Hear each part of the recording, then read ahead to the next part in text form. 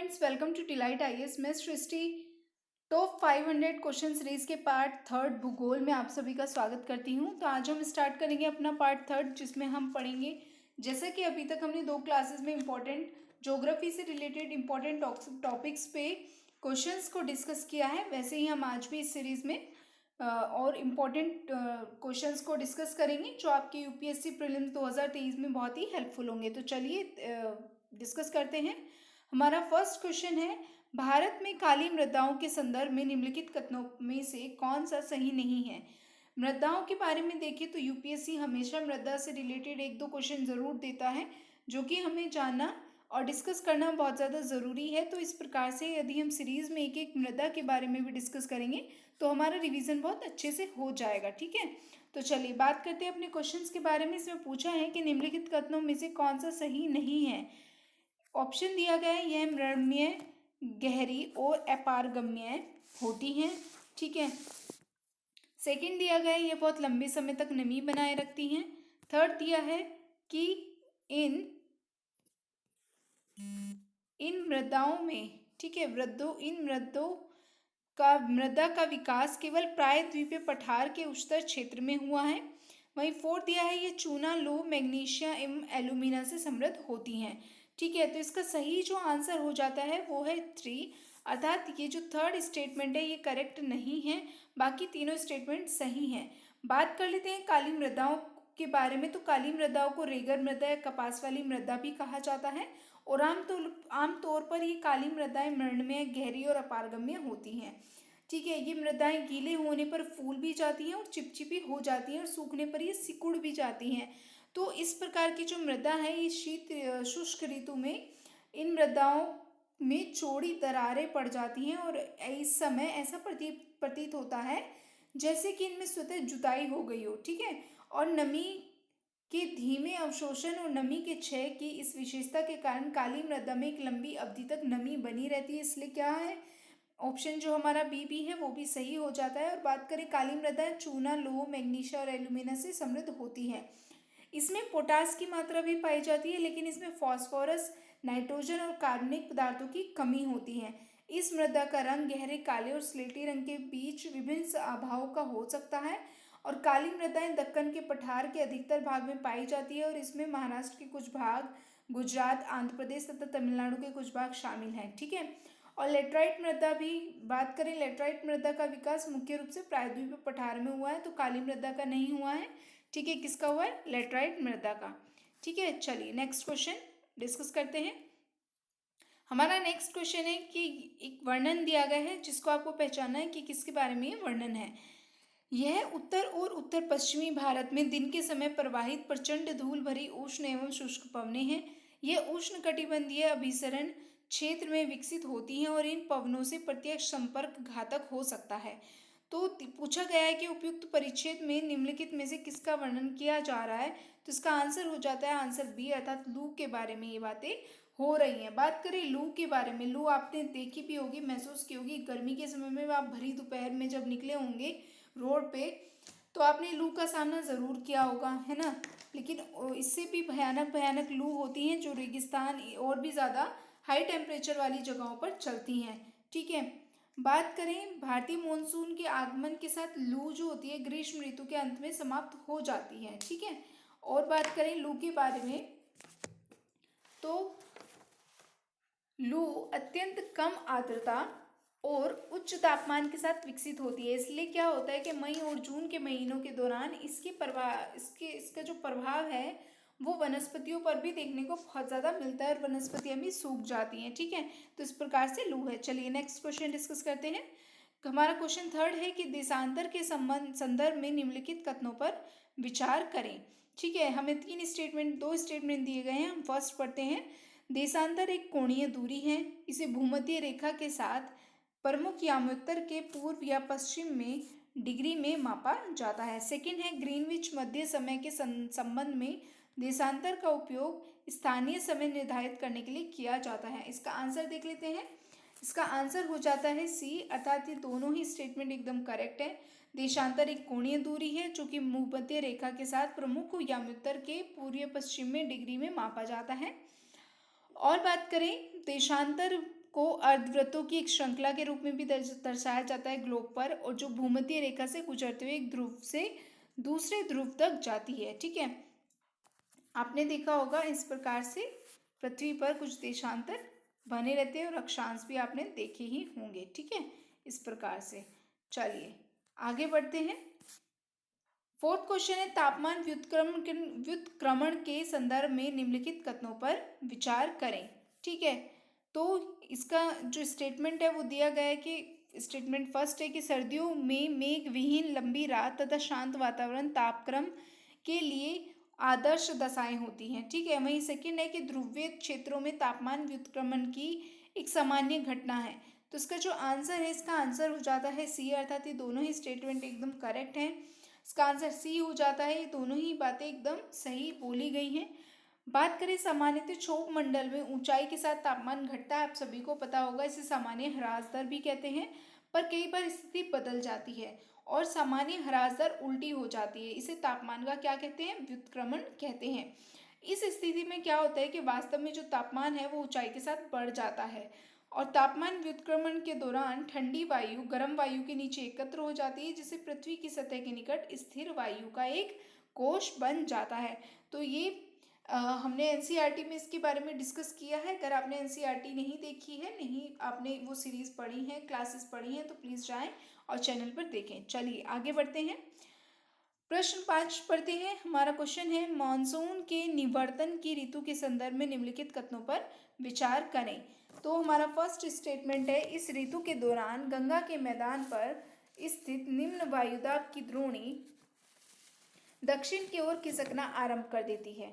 Second है कि इस ऋतु के दौरान बंगाल की खाड़ी में चक्रवात की सक्रियता में काफी तेजी से गिरावट होती है। थर्ड है, स्वच्छ आसमान, उच्च तापमान और आर्द्र भूमि का मिश्रण उत्तरी भारत में कार्तिक मास की उष्मा की स्थिति उत्पन्न करता है। ठीक है, तो इसका आंसर देख लेते हैं जल्दी से। हमारा इसका आंसर हो जाता है सी, अर्थात फर्स्ट एंड थर्ड स्टेटमेंट इसमें पूछा है कि कौन सा सही है। तो इसमें जो सही आंसर है वो है फर्स्ट एंड थर्ड, अर्थात जो सेकंड है ये स्टेटमेंट गलत हो जाता है। इसके बारे में जानेंगे। अक्टूबर और नवंबर के महीने में मानसून के निवर्तन, अक्टूबर और मानसून के महीने को मानसून का निवर्तन की ऋतु कहा जाता है। ठीक है, इस चीज को याद रखिएगा। इसे उत्तर पूर्व मानसून भी कहा जाता है। सितंबर के अंत तक दक्षिण पश्चिम मानसून कमजोर हो जाता है, क्योंकि क्या होता है कि सूर्य के दक्षिणायन होने की स्थिति में गंगा के मैदान पर स्थित निम्न वायुदाब की द्रोणी दक्षिण की ओर खिसकना प्रारंभ कर देती है और सितंबर के प्रथम सप्ताह से मानसून पश्चिमी राजस्थान निवर्तित हो जाती है। मानसून का आगमन अचानक प्रस्फोट के विपरीत हो जाता है। मानसून का निवर्तन या वापसी धीरे धीरे होता है और इसमें लगभग 3 महीने का समय लग जाता है। ठीक है, तो ये हो गई हमारे मानसून के निवर्तन की ऋतु के बारे में बातें। आगे बढ़ते हैं। प्रश्न 6 देखते हैं, निम्नलिखित युग्मों पर विचार करें। हमारा जो हमें दिया गया है घाटियां, जो खबरों में रही घाटियां हैं, ठीक है, इंपॉर्टेंट घाटियां जिनके बारे में हमें पढ़ना है, और हमें दिए गए हैं राज्यों के नाम। तो हमारे फर्स्ट पहाड़ी का नाम है लोंगथराई पहाड़ी जो असम में है, लुशाई पहाड़ी जो मिजोरम में है, या जम्पुई पहाड़ी जो मेघालय में है। तो इसका जो आंसर हो जाता है, अर्थात इसमें पूछा गया कि उपयुक्त युग्मों में से कितने युग्म सही सुमेलित हैं। ठीक है, ऐसे प्रश्न आपको 2022 के यूपीएससी प्रीलिम्स में देखने को मिलेंगे। वहाँ पे ये पूछा गया था कितने युग्म सही सुमेलित है, अर्थात कौन सा है ये नहीं, कितने हैं। ठीक है, तो इसमें केवल एक युग्म सही है, उसके बारे में भी हम बात कर लेते हैं।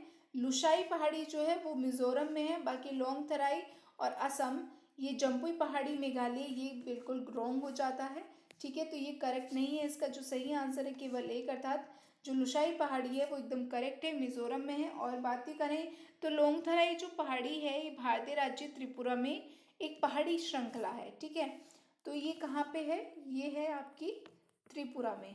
ठीक है, इसको नोट डाउन कर सकते हैं अगर आपको करना है।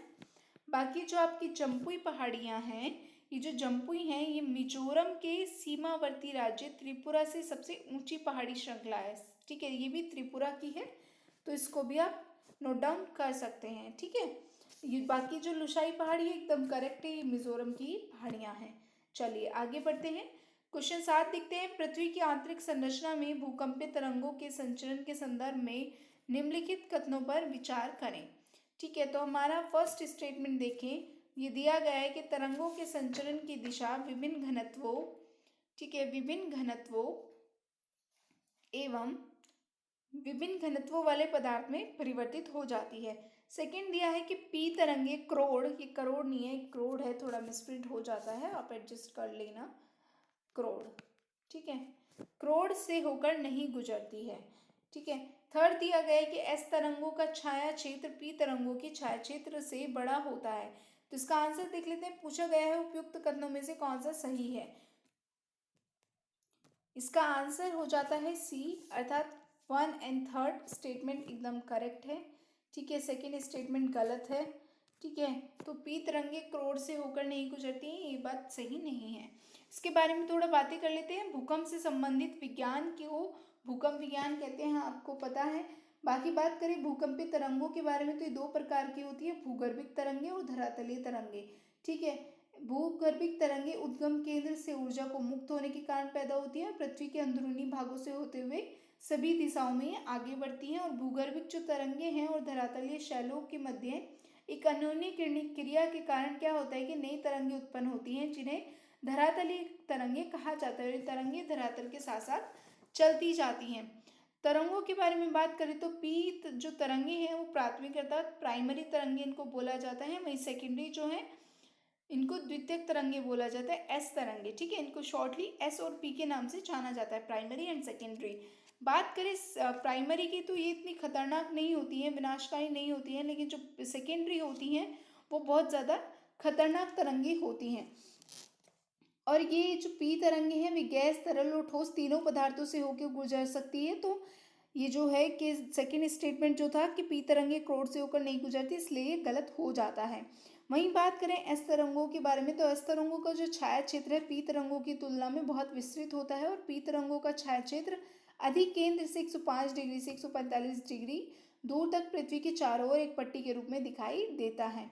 एस तरंगों का छाया क्षेत्र न केवल विस्तार में बड़ा होता है, बल्कि पृथ्वी की सतह पर 40% से भी अधिक होता है।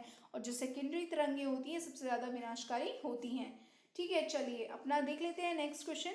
क्वेश्चन 8 हमारा हो जाता है, प्रकृति और लोगों के लिए उच्च आकांक्षा गठबंधन। ठीक है, उच्च आकांक्षा गठबंधन के संदर्भ में निम्नलिखित कथनों पर विचार करें। तो इसके बारे में स्टेटमेंट है कि ये वर्ष 2030 तक विश्व के न्यूनतम 30% भूमि और महासागर का संरक्षण करने के केंद्रीय लक्ष्य के साथ एक अंतर सरकारी समूह है। वहीं सेकंड है कि इस गठबंधन की शुरुआत वर्ष 2012 में रियो 20 शिखर सम्मेलन में हुई। ठीक है, रियो +20 शिखर सम्मेलन में हुई थी। वहीं थर्ड दिया है कि हाल ही में भारत इस गठबंधन में शामिल हुआ है। तो इसका जो आंसर है वो हो जाता है डी, अर्थात फर्स्ट एंड थर्ड एकदम करेक्ट है। इसमें पूछा गया है उपयुक्त में से कौन सा सही है। ठीक है, सही पूछा गया है, तो इसका आंसर हो जाता है फर्स्ट एंड थर्ड एकदम सही है, अर्थात डी। बात करें इसके बारे में, प्रकृति और लोगों के लिए उच्च आकांक्षा गठबंधन क्या है। यह 70 देशों का एक अंतर सरकारी समूह है, जिसकी सह अध्यक्षता कोस्टा रिका और फ्रांस द्वारा एक महासागरीय सह अध्यक्ष के रूप में यूके द्वारा अर्थात यूनाइटेड किंगडम द्वारा की जाती है। और इसका उद्देश्य है कि 2030 तक विश्व में की कम से कम 30% भूमि और महासागर का संरक्षण करने के केंद्रीय लक्ष्य के साथ प्रकृति और लोगों के लिए एक वैश्विक समझौते का समर्थन करना है। वहीं 13x30 लक्ष्य एक वैश्विक लक्ष्य है, जिसका उद्देश्य प्रजातियों के तेजी से हो रही क्षति को रोकना है। और आगे बात करें भारत के सम्मिलित होने की, तो भारत इस गठबंधन में शामिल हुआ है। हाल ही में 2021 में भारत इसमें शामिल हुआ है। ठीक है, आपको पता ये है कि जो यूपीएससी है वो 2-3 साल पुराना करंट, इसके लिए करंट ही होता है 2-3 साल, 1.5 साल तो मानिए, और अक्टूबर 2021 इतना ही आता है, तो शायद से ये पूछ भी सकता है और पुरानी चीज़ें रिपीट करता आया है यूपीएससी। ठीक है, चलिए आगे बढ़ते हैं, अपने नेक्स्ट क्वेश्चन को देखते हैं। पृथ्वी पर महासागरों की लवणता को निम्नलिखित में से कौन से कारक प्रभावित कर सकते हैं। ठीक है, ये हमारा क्वेश्चन है। इसके बारे में बात करें तो हमें दिया गया है कि ऑप्शन जो 1 है वो वायु है, सेकंड जल के घनत्व में परिवर्तन, थर्ड नदी से जल का अंतर्वाह, फोर्थ वाष्पीकरण और वर्षा। नीचे दी गई कोड का सही प्रयोग करके सही उत्तर चुने। ठीक है, तो हमें ऑप्शन दिया है केवल 1 2 3 4, सी केवल 2 3 4 और डी केवल 3 4। तो इसका जो आंसर हो जाता है वो हो जाता है बी, अर्थात ये चारों ही एकदम करेक्ट है। ये महासागर की लवणता को प्रभावित करते हैं। बात करें लवणता विभिन्न कारकों जैसे संपीड्यता, तापीय विस्तार, तापमान, घनत्व, सूर्य ताप का अवशोषण, इन सब चीज़ों से निर्धारित होती है और ये समुद्र के संयोजन एवं संचलन, जल और मछलियों तथा अन्य समुद्री संसाधनों के वितरण को भी प्रभावित करती है। वहीं बात करें महासागरीय लवणता को प्रभावित करने वाले जो ये कारक हैं उनमें अन्य कारक भी आते हैं, जैसे महासागरीय धाराएं भी लवणता संबंधी भिन्नताओं में योगदान देती हैं, पवने हैं। ठीक है, ये जितने भी आपके सामने ये है, वायु है, जल का घनत्व में परिवर्तन है, नदी के जल का अंतर्वाह, ये सभी इसको प्रभावित करते हैं। और जल की लवणता, तापमान और घनत्व आप दोनों आपस में क्या होते हैं, संबंधित होते हैं। इसलिए तापमान या घनत्व में किसी भी प्रकार का परिवर्तन उस क्षेत्र की लवणता को प्रभावित करता है। ठीक है, ये मैं फिर से रिपीट कर देती हूँ। तापमान और घनत्व, तापमान या घनत्व में से किसी भी प्रकार का, तापमान या घनत्व में किसी भी प्रकार का परिवर्तन उस क्षेत्र की लवणता को प्रभावित करता है। ठीक है, तो इसका आंसर हो जाता है बी। नेक्स्ट क्वेश्चन देखते हैं, नेक्स्ट एंड लास्ट अपना। निम्नलिखित युग्मों पर विचार करें। ठीक है, हमें घाटी दी गई है और हमें राज्य दिए गए हैं, कौन सी घाटी किस राज्य में है। तो फर्स्ट है नीति घाटी, सेकंड है जुकू घाटी जो उत्तराखंड में है, फर्स्ट नीति घाटी जो हिमाचल प्रदेश में है, अरकू घाटी जो आंध्र प्रदेश में दी गई है। ठीक है, तो इसका आंसर देख लेते हैं। उपयुक्त युग्मों में से कौन सी सही सुमेलित है। यहाँ पे सही सुमेलित पूछा है, ये नहीं पूछा है कितने युग्म सही सुमेलित है। ठीक है, कितने हैं ये नहीं पूछा है। देख लेते हैं अपना ऑप्शन एक केवल 1, केवल 3, 1 2 सॉरी 2 3 और 1 और 2। ठीक है, तो इसका जो आंसर हो जाता है, इसका आंसर हो जाता है केवल बी, अर्थात जो अरकू घाटी है वह आंध्र प्रदेश में है। बाकी जो घाटियों की जो आपको लोकेशन दी गई है वो एकदम गलत है। इसके बारे में देखें तो जो नीति घाटी है वो उत्तराखंड में आती है। ठीक है, ये उत्तराखंड में आती है नीति घाटी, हिमाचल प्रदेश में नहीं आती है। वहीं जो जुकू घाटी है, ठीक है, ये जो घाटी है ये नागालैंड में है। ठीक है, नागालैंड, आपको ये ध्यान होना चाहिए अगर आपको लिखना है तो, नागालैंड। ठीक है, तो ये नागालैंड में है। ठीक है, तो इस प्रकार से जो हमारे क्वेश्चन है इसमें केवल बी जो है वो सही आंसर हो जाता है। और आज की हमारी वीडियो भी खत्म होती है। थैंक यू फॉर वॉचिंग और ज्वाइन करें हमारा टेलीग्राम चैनल डिलाइट आईएएस, जहाँ पे आपको इस वीडियो की पीडीएफ फॉर्म आपको हमारे चैनल पे ही मिल जाएगी। और कुछ इंपॉर्टेंट टॉपिक्स जो प्रीलिम्स से रिलेटेड बहुत ज़्यादा इंपॉर्टेंट महत्वता रखते हैं वो आपको डिलाइट आईएएस के टेलीग्राम चैनल पर दिए जा रहे हैं, हिंदी में दिए जा रहे हैं। तो ज़रूर से ज़रूर लाभ उठाएं, इस वीडियो को शेयर करें, सब्सक्राइब करें। ठीक है, और जो बाकी एस्पायरेंट्स हैं, आपके दोस्त हैं, सबको इसको शेयर करें कि उनकी भी थोड़ी हेल्प हो। ठीक है, बाकी कमेंट करें कि आपको हमारी ये सीरीज़ कैसी लग रही है। हमें भी थोड़ा सा क्या करें, हमें भी थोड़ा सा उत्साहित करें कि हाँ हम आपके लिए बहुत अच्छी मेहनत करें, तो कमेंट भी करते रहें। Thank you.